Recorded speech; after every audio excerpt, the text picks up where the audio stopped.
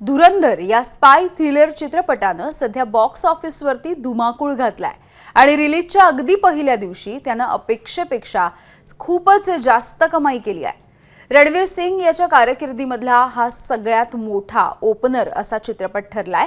मुख्य म्हणजे या वर्षामधील सय्यारा या सिनेमाला मागे टाकत वर्षामधील तिसरा सर्वाधिक ओपनिंग चित्रपट देखील हा बनलाय।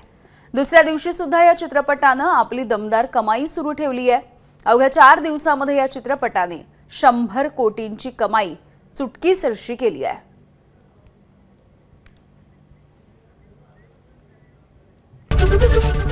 एबीपी माझा, उघडा डोळे बघा नीट।